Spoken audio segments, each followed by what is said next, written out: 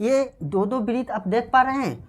वृत्त के अंदर में एक राइट एंगल ट्रायंगल दिया हुआ है, इस वृत्त के अंदर में भी राइट एंगल ट्रायंगल है और इस वृत्त के भी अंदर में राइट एंगल ट्रायंगल है।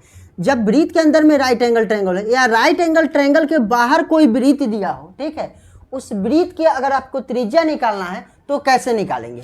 जब भी कोई राइट एंगल ट्रायंगल दिया हो और उस राइट एंगल ट्रायंगल के बाहर से वृत्त हो और उस वृत्त के त्रिज्या निकालना हो, बाह्य वृत्त का त्रिज्या निकालना हो, तो आप कैसे निकाल सकते हैं, ठीक है।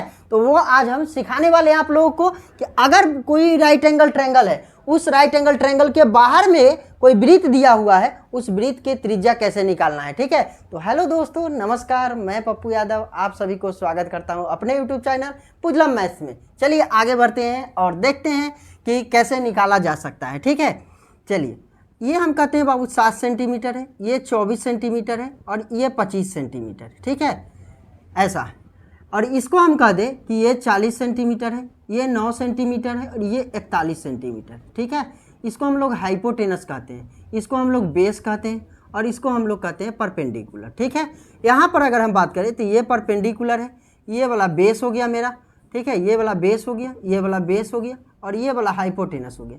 अगर कोई वृत्त दिया गया है, देखिएगा, ये कोई वृत्त दिया हो गया है और ये वाला मेरा डायमीटर है, डायमीटर यानी व्यास है, ठीक है।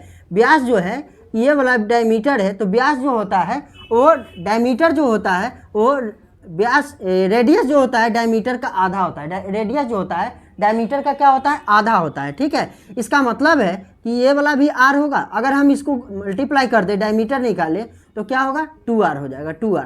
तो ये वाला ये इतना दूरी हमको आर है, इतना दूरी भी क्या होगा? आर होगा। होगा कि नहीं होगा? यानी जब भी हम कहें कि डायमीटर का अगर आधा कर दे तो रेडियस पता हो जाता है, डायमीटर का आधा करे तो रेडियस।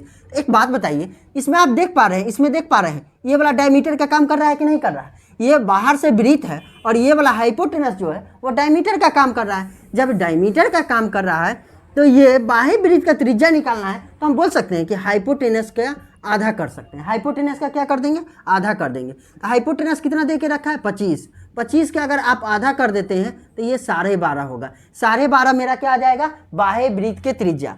ए बी सी त्रिभुज, ए बी सी त्रिभुज है और इसके बाह्य वृत्त के त्रिज्या हमको कितना आ गया? 12.5 सेंटीमीटर, ठीक है। अगर इस वाले त्रिभुज में ये वाला बाह्य वृत्त का त्रिज्या पी क्यू आर एक त्रिभुज दिया हुआ है और इसमें बाह्य वृत्त के त्रिज्या निकालना है, तो कैसे निकालते हैं? सो देखिए, अगर ये 41 सेंटीमीटर दिया हुआ है, इसका आधा कर देना है, तो आधा कितना होगा? 20.5 होगा।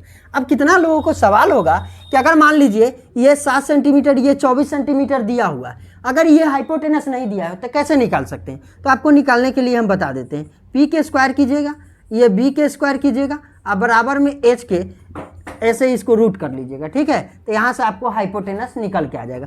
पी के स्क्वायर करना है, बी के स्क्वायर करना है और दोनों के जोड़ देना है और इसका रूट अंडर निकाल देना है, तो हाइपोटेनस आ जाएगा। हाइपोटेनस निकाल करके आप आसानी से बना सकते हैं, ठीक है। तो मिलते हैं नेक्स्ट वीडियो में। अगर आपको अच्छा लगा होगा तो चैनल को लाइक और सब्सक्राइब जरूर करें।